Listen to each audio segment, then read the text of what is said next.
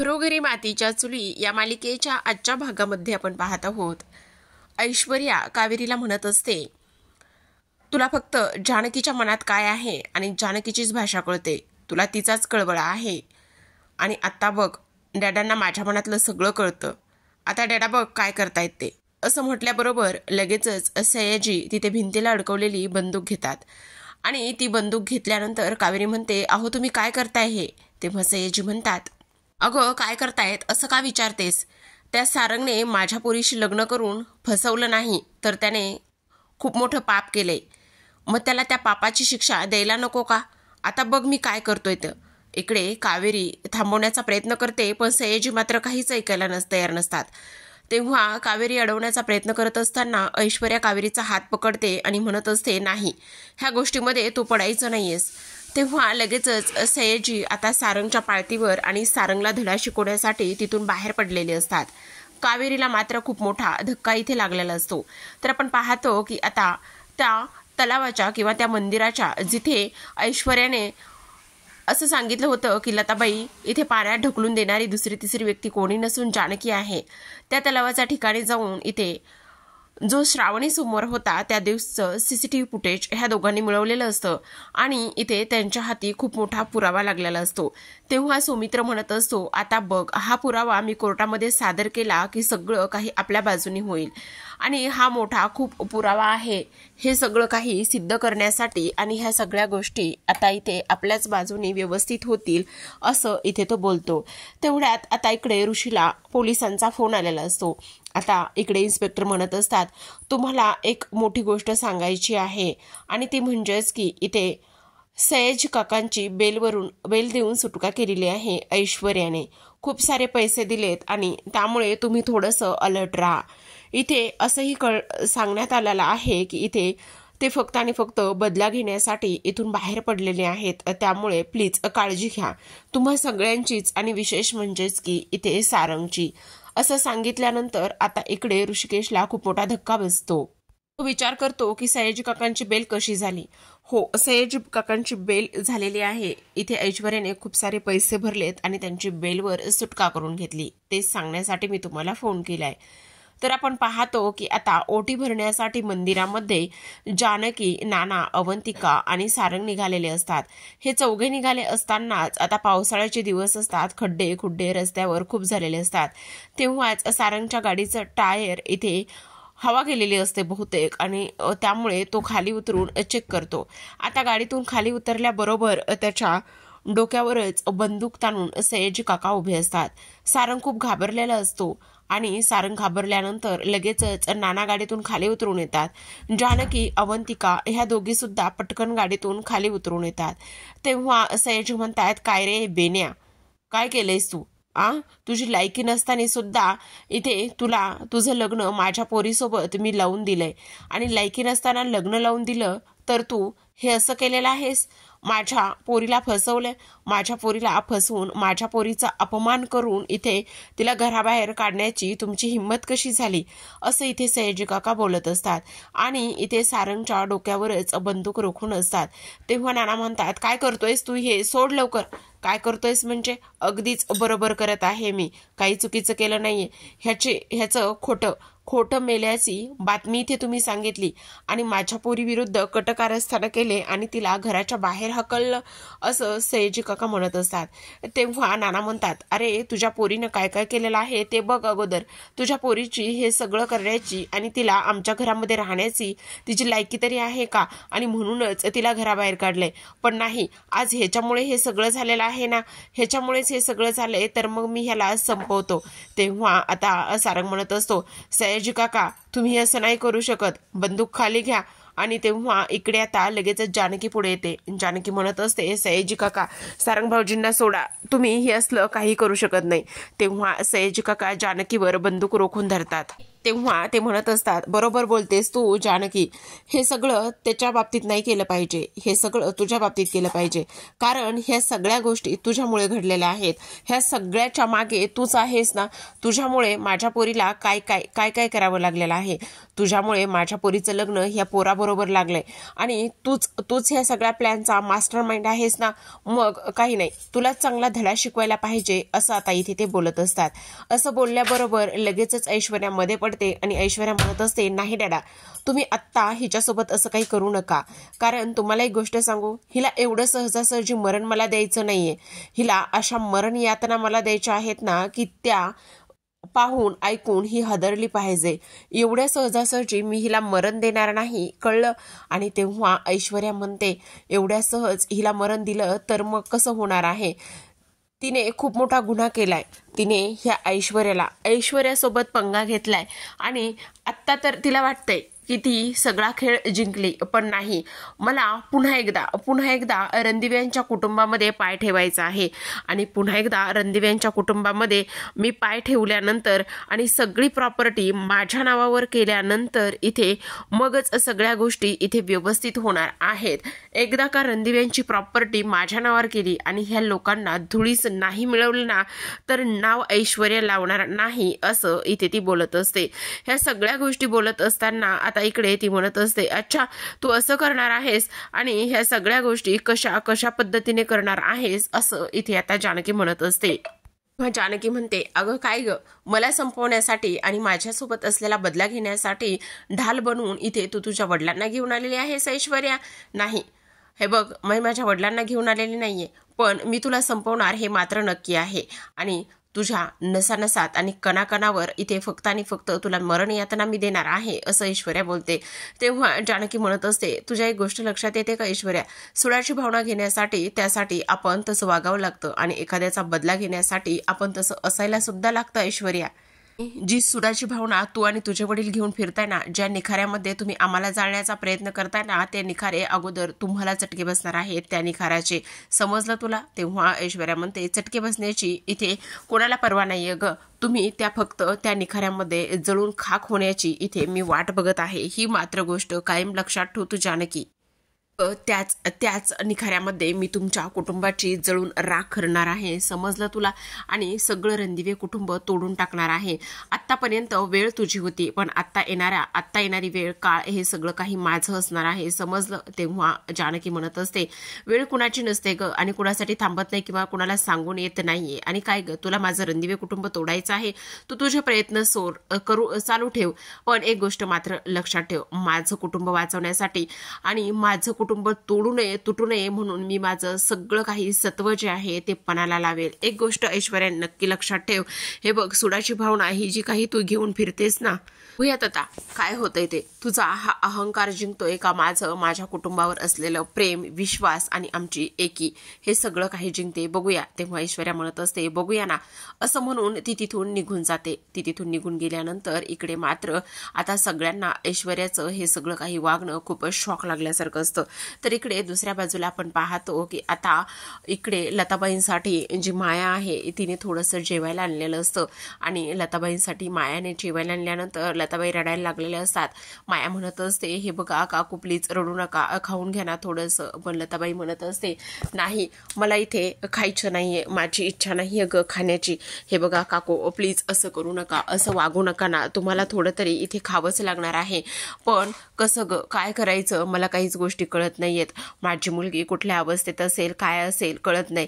अहो हे बघा, एक मुलगी तुमची इथे काळजी घेते असं समजा, मला सुद्धा तुम्ही मुलगीच मानताना, तर तुमची दुसरी मुलगी तुम्हाला शोधण्यासाठी प्रयत्न करते, म्हणजे ती प्रयत्न करत असेल ना, मग तुम्ही प्लीज असे तुमच्या तब्येतीची हेळसांड होऊ देऊ नका. मला तुम्ही मुलगी मानताय ना, मग प्लीज 2 घास खाऊन घे ना. तेव्हा लता म्हणत असते, हो ग, माझी मुलगी प्रयत्न करते आणि तिला माहिती तरी आहे का मी जिवंत आहे की नाही, ह्या गोष्टी मात्र मला इथे समजायलाच सोडण्याचा मार्ग नाहीये, काय करू ग? तेव्हा आता इकडे ती म्हणत असते, हे बघा, विश्वास अजिबात डगमगू देऊ नका. काही जरी झालं ना तरी सुद्धा तुम्ही काळजी करू नका. हे बघा, तुमची मुलगी नक्कीच तुम्हाला शोधत आलेली असणार आहे आणि तेव्हा ती तुम्हाला शोधण्यासाठी सुद्धा खूप सारे प्रयत्न सुद्धा करत असेल, असं सुद्धा आता इथे ती बोलत असते. ह्या सगळ्या गोष्टी इथे बोलत असताना मात्र लताला खूप जास्त वाईट वाटत असतं आणि रडायला सुद्धा येत असतं. माया, काय ग, आपली ही अवस्था कोणी केली? कोण आहेत ही लोक? आपल्याला कळायला सुद्धा मार्ग नाहीये. ही नेमकी ऐश्वर्याची लोक आहेत का आणखी कोणाची आहेत हे सुद्धा आपल्याला इथे समजत नाही, असं सुद्धा आता इथे लताबाई म्हणत असतात.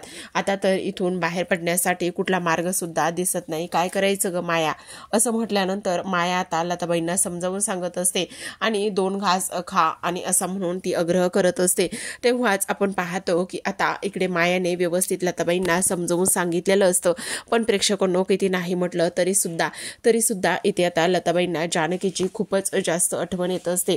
ती त्याच गोष्टीचा पुन्हा इथे विचार करत असते. ती म्हणत असते की नाही, काही झालं तरी सुद्धा मला माझ्या जानकीकडे जायचं आहे आणि मला माझ्या जानकीची भेट होईल की नाही ही सुद्धा गोष्ट इथे खूप सतावत आहे ग. इथे माया, काय करावं तेच गोष्ट इथे समजत नाही. हे देवा परमेश्वरा, कुठे आणून ठेवलंस रे आम्हाला? काहीतरी मार्ग दाखव, असं इथे ती बोलते. तेव्हाच आता इथे माया म्हणत असते, हे बघा, माझ्यावर विश्वास आहे ना तुमचा, तुम्ही नका काळजी करू, सगळं काही व्यवस्थित होईल आणि सगळ्या गोष्टी इथे आपण इथून सुद्धा लवकरच सुटू आणि तेव्हा तुमची मुलगी नक्कीच तुम्हाला इथून बाहेर काढेल, असं सुद्धा इथे आता माया बोलत असते. आणि इथे माया हे सगळं काही बोलल्यानंतर आता लताबाईंना थोडासा इथे दिलासा वाटत असतो, कारण लताबाईंची अवस्था वरचेवर दिवसेंदिवस इथे नाजूक होत चाललेली असते आणि दिवसेंदिवस नाजूक होत चाललेली असताना आता मायाला हे सगळं काही ती उघड्या डोळ्यांनीच पाहत असते. पण लताबाईंचा देवावर परमेश्वरावर विश्वास असतो आणि तोच विश्वास आता इकडे खरा ठरेल का किंवा मार्गी लागेल का हे सुद्धा आपल्याला पाहायचं आहे. तर जेव्हा आता इकडे ऋषिकेश, सौमित्र आलेले असतात तेव्हा जानकी आणि तेव्हा सगळेजण घरी आलेले असतात. ऋषिकेश खूपच जास्त चिडचिड करत असतो. तो म्हणत असतो की हे सगळं काय आहे? त्या सयाजीची एवढी हिंमत झालेली आहे की तुझ्यावर आणि माझ्या भावावर त्याने बंदूक रोखलेली आहे. त्याची हिंमत कशी झाली तुझ्यावर बंदूक रोखण्याची?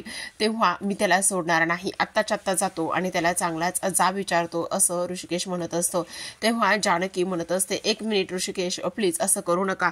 अगं असं करू नका म्हणजे नेमकं काय करायचं आहे? तुझ्या गोष्ट लक्षात येते का?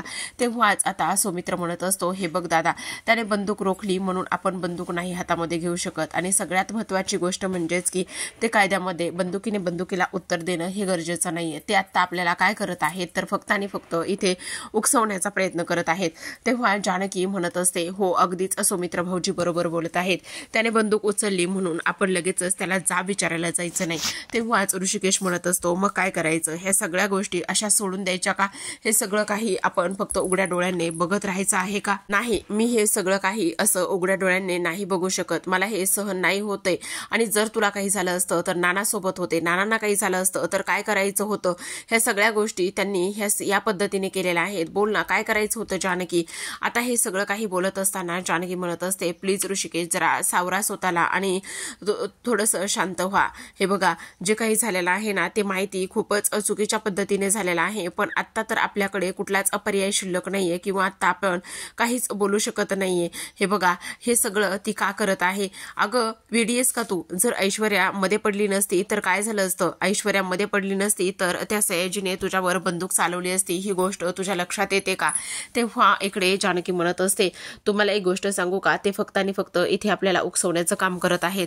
आपण इथे काहीतरी पाऊल उचलावा आणि ह्या सगळ्या गोष्टी अशा पद्धतीने घडून आणाव्या असं त्यांना वाटत आहे. पण ऋषिकेश, तुम्ही ऐकून घ्या ना, असं आपल्याला काहीच करायचं नाहीये, आपल्याला शांतीत क्रांती करायची आहे. प्लीज तुम्ही माझं ऐकून घ्या आणि एवढे हायपर होऊ नका. आता इकडे आपण दुसऱ्या बाजूला पाहतो की ऐश्वर्या आणि सयाजी काका बसलेले असतात. ऐश्वर्या आणि सयाजी काका बसलेले असताना इकडे आता जी ऐश्वर्या आहे ती म्हणत असते, काही जरी झालं ना तर आता उद्या कोर्टामध्ये आपल्यालाच जिंकायचं आहे. त्या जानकीला इथे खडी फोडायला पाठवायचंच आहे लताबाईंच्या खुनाखाली. आणि तेव्हा सयाजी काका म्हणत असतात, पण मला एक गोष्ट सांग, तू तिच्या आईचं नेमकं काय केलेलं आहेस? तेव्हा ऐश्वर्या म्हणत असते, काय केलं म्हणजे? तिला मी मारून टाकली. काय मारून टाकली? अरे पण हो, म्हणजे काय झालं ना, खरं तर ती इथे जानकीची आई तिच्या मुलीला भेटण्यासाठी घरी आली होती आणि जेव्हा ती घरी आली तेव्हा ती माझ्या पुढेच आली आणि माझ्या पुढे आल्यानंतर मी तिला अशी थोडी न सोडणार आहे. खरं तर मी तिला पाण्यामध्ये ढकलून दिलं होतं, पण ती तरी सुद्धा वाचून आली. त्यानंतर मी तिला माझ्या माणसांकडे पाठवलं आणि माझ्या माणसांकडे पाठवल्यानंतर इथे माझ्या माणसांनी तिला संपवलं. पण मला एक गोष्ट कळत नाही, त्या लोकांनी फक्त मला एक मेसेज करून सांगितला की तुमच्या माणसाला किंवा काम झालेलं आहे, लताबाईंना ढगात पोहोचवलं, पण तिची आतापर्यंत बॉडी सापडली नाही किंवा ते जे माणसं आहेत ना माझे, तर ती माणसं सुद्धा मला येऊन भेटली नाहीयेत किंवा त्यांच्याशी माझा काही कॉन्टॅक्ट नाही झाला डॅडा. मी त्यांना खूपदा कॉन्टॅक्ट करण्याचा प्रयत्न केलाय, पण कॉन्टॅक्ट काही होत नाही किंवा त्यांचा फोन लागत नाही. तेव्हा सयाजी काका म्हणतात, अगं ऐशू, तू वेडी आहेस का? असं कसं करू शकतेस? आणि तुला कसं माहिती की ती मेलीच आहे लताबाई म्हणून? हो, मग काय झालेलं असेल? तिचं मेलीच असेल ना. अगं पण तू तिची बॉडी शोधायचीस, त्या माणसाचा इथे तू काहीतरी पत्ता वगैरे शोधायचास, ह्या सगळ्या गोष्टी तू करायला हव्या होत्यास ना. तेव्हा ऐश्वर्या म्हणत असते, डॅडा प्लीज, मला त्यावेळेस वेळ नव्हता आणि मला फक्त एकच करायचं होतं, आणि ते म्हणजेच की काही जरी झालं तरी सुद्धा त्या ऋषिकेश सोबत लग्न करायचं होतं आणि सगळी रणदिव्यांची प्रॉपर्टी मला माझ्या ताब्यामध्ये मिळवायची होती. मला एवढं सगळं करायचं होतं आणि त्या सगळ्या गोष्टीमध्ये मला अजिबात वेळ मिळाला नाही. पण मला एक गोष्ट सांग ऐशू, जर ती म्हातारी जिवंत असली तर? नाही डॅडा, मला नाही वाटत ती म्हातारी जिवंत असेल, आणि जिवंत असती तर आतापर्यंत ती जानकीला भेटायचा तिने प्रयत्न केलाच असता किंवा जानकीला ती भेटायला आलीच असती ना. मग तसा तिने कुठे प्रयत्न केलाय? तसं तिने काहीही केलेलं नाहीये, त्यामुळे मला नाही वाटत ती जिवंत असेल म्हणून. पण मला एक गोष्ट सांग ऐश्वर्या, म्हणजे ह्या सगळ्या गोष्टीवर तुझा स्वतःच्या ह्याच्यावरती विश्वास नाहीये, मग कोर्टामध्ये उद्या काय होणार आहे? तर ऐश्वर्या खूप घाबरलेली असते. तर आपण इकडे दुसऱ्या बाजूला पाहतो की आता ऋषिकेश, प्लीज शांत व्हा. तुम्हाला सांगू, हाच तर तिचा प्लॅन असू शकतो ना, आपल्याला इथे दिशाभूल करायची, आणि ह्या सगळ्या गोष्टी ती मुद्दामून करत असेल, मला तर असंच वाटतंय. तेव्हा सौमित्र म्हणत असतो, हो दादा, वहिनी बरोबर बोलत आहे, तिचा तोच प्लॅन असू शकतो. पण सारंग म्हणत असतो, पण मला असं वाटतंय की ऋषिकेश दादाचं म्हणणं मला पटतंय, आपण आता लगेचच इथे पोलीस स्टेशनमध्ये जाऊया आणि पोलीस स्टेशनमध्ये जाऊन लगेचच तिची कंप्लेंट करूया, मला तर असंच वाटतंय. आणि तेव्हा हो, पोलिसांची मदत आपण घ्यायला पाहिजे असं ऋषिकेश म्हणत असतो. पण आता सौमित्र म्हणत असतो, नाही दादा, त्याने गोष्टी आणखीनच चिघळतील आणि आणखीनच वेगळं वळण होईल. तुला एक गोष्ट माहिती आहे ना, उद्या आपल्याला काय करायचं आहे? तर उद्या कोर्टामध्ये आपली तारीख आहे आणि उद्या कोर्टामध्ये आपली तारीख असताना पण इथे काय होणार आहे?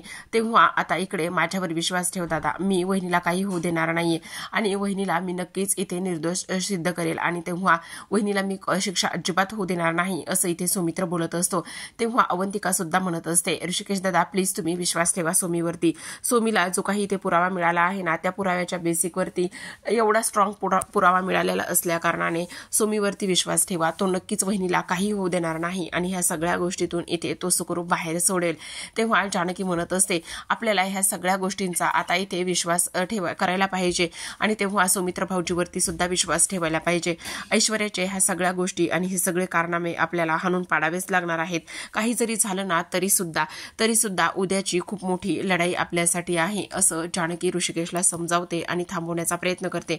तेव्हा आता इकडे ऋषिकेश म्हणत असतो, ते सगळं काही खरं आहे, पण सौमित्र म्हणतो, दादा प्लीज तू माझं ऐकून घे ना, माझ्यावर विश्वास ठेव, एकदा विश्वास ठेव तू माझ्यावरती, मी वहिनीला काही नाही होऊ देणार आहे. अरे ह्या पुराव्याच्या बेसिकवर आपण हे सिद्ध करायचं आहे की ती जानकी लताबाईंना ढकलणारी व्यक्ती दुसरी तिसरी कोणी नव्हती, म्हणजे जानकी वहिनी अजिबातच नव्हती, ही आपण सिद्ध करू. आपल्याकडे एवढा मोठा स्ट्रॉंग पुरावा लागलेला आहे ना, तर मग आपण हे नक्कीच सिद्ध करू शकतो. तेव्हा ऋषिकेश म्हणत असतो, हे सगळं त्या पुराव्यावर होऊ शकतं? तेव्हा सौमित्र म्हणतो, हो दादा, हे त्या सगळ्या पुराव्यावर नक्कीच सगळं काही होऊ शकतो आणि माझी खात्री आहे. त्याचबरोबर आपण उद्या कोर्टामध्ये असं काहीतरी करायचं आहे. तेव्हा जानकी म्हणत असते, ते सगळं ठीक आहे, पण माझ्याकडे आणखी एक खूप मोठा प्लॅन आहे. बघा, आतापर्यंत ऐश्वर्या कशा पद्धतीने वागत आलेली आहे, त्याच गोष्टीचा आपण इथे फायदा घ्यायचा आहे, आणि त्याच गोष्टीचा फायदा घेतल्यानंतर ऐश्वर्याच्याच बोलण्यामध्ये कसं अडकवायचं आहे हे आपण करूयात. तेव्हा सौमित्र म्हणत असतो, हो वहिनी, ते तर करूयातच, पण हा सुद्धा पुरावा खूपच मोठा आहे. आणि तेव्हा इकडे अवंतिका सुद्धा म्हणत असते, हो आता बघा, जी काही ऐश्वर्या आहे ती गाफील राहणारच आहे, आणि हाच पुरावा आपल्याकडे स्ट्रॉंग आहे ना, मग आपण सुद्धा असंच करायचं आहे असं इथे ती बोलत असते. हे डॅडा नाही प्लीज, असं काही होता कामा नये. अगं पण असं कसं, तुझ्या चेहऱ्यावर तर पाहिजे तेवढा कॉन्फिडन्स अजिबातच दिसत नाही ऐश्वर्या. अगं जर असं असेल ना तर आपल्याला पहिलं त्या लताबाईची म्हणजे जानकीच्या आईची डेड बॉडी शोधली पाहिजे. अहो डॅडा नाही, तेवढा वेळ अजिबातच आपल्याकडे नाहीये, तुम्ही नका काळजी करू. आणि ती जरी आली तरी सुद्धा ती फारसं आपलं काय बिघडवणार आहे, काही नाही बिघडवणार. आणि ह्या केसबद्दल तिला एवढ्या डिटेल्स कोण देणार आहे, कोणीही देणार नाहीये, तुम्ही नका काळजी करू. अगं पण ते सगळं जरी खरं असलं तरी डॅडा प्लीज, आता तुम्ही शंका कुशंका अजिबात काढत बसू नका प्लीज. आपल्याला आता अजिबात वेळ नाही आपल्याकडे, असं आता इकडे ती बोलत असते. पण इकडे सयाजी काका म्हणत असतात, हे बघ पण जर त्यांच्या हाती एखादा पुरावा लागला आणि जर ती लताबाई आली तर नाही, त्यांना इथे हे सगळं काही सिद्ध करण्यासाठी, ह्या सगळ्या गोष्टी करण्यासाठी मी कुठलाही पुरावा इथे अजिबात मागे सोडला नाहीये डॅडा, त्यामुळे तुम्ही अजिबात काळजी करू नका. पण इकडे सयाजी काका म्हणत असतात, हो पोरी, ते सगळं जरी खरं असलं तरी सुद्धा नाही डॅडा, तुम्ही ऐकून तरी घ्या. आणि तुम्हाला एक गोष्ट सांगू का, इथे जरी ते आता कुठला पुरावा शोधत बसले तरी सुद्धा लताबाई त्यांच्या हाती लागणार नाही, आणि जरी लागली तरी सुद्धा ती तोंड उचकटणार नाही, हे मला नक्कीच माहिती आहे. असं आता इकडे ऐश्वर्या सयाजी काकांना बोलत असते. तर आता प्रेक्षकांनो, आजच्या भागामध्ये एवढं, उद्याचा भाग खूपच कमाल धमाल आणि इंटरेस्टिंग होणार आहे. कारण कोर्टामध्ये आता इथे खूपच जुगलबंदी, शब्दांची जुगलबंदी रंगल्यामुळे इथे ऐश्वर्या मात्र इथे तिच्याच ह्या कटकारस्थानामध्ये अडकणार असते. कारण जानकीला प्रश्न विचारण्यात आलेले असतात आणि जानकीला एवढे सगळे प्रश्न विचारण्यात आल्यानंतर एक गोष्ट मात्र नक्की झालेली असते, आणि ती म्हणजेच की आता इकडे जानकी म्हणत असते, त्या दिवशी पोह्यामधून गुंगीचं औषध दिलं होतं आणि पोह्यामधून गुंगीचं औषध दिलेलं असल्या कारणाने मी बेशुद्ध झाले, आणि मी बेशुद्ध झाल्यानंतर माझी आई गायब झाली. असं बोलल्यानंतर आता मात्र इकडे ऐश्वर्या म्हणत असते, नाही त्या दिवशी पोहे नव्हते, त्या दिवशी शिरा होता. असं म्हटल्यानंतर आता इकडे जानकी म्हणत असते, तुला कसा माहितीये ग त्या दिवशी शिरा होता का पोहे होते, तर काय बोलायचं काय आहे तुला नेमकं. असं म्हटल्यानंतर आता ऐश्वर्या मात्र तिच्याच त्या सगळ्या इथे बोलण्यामध्ये आणि त्या सगळ्या कटकारस्थानामध्ये स्वतःच जानकीने, मास्टरमाइंड जानकीने अडकवलेलं आपल्याला पाहायला दिसत आहे. तर पाहत राहा घरोघरी मातीच्या चुली.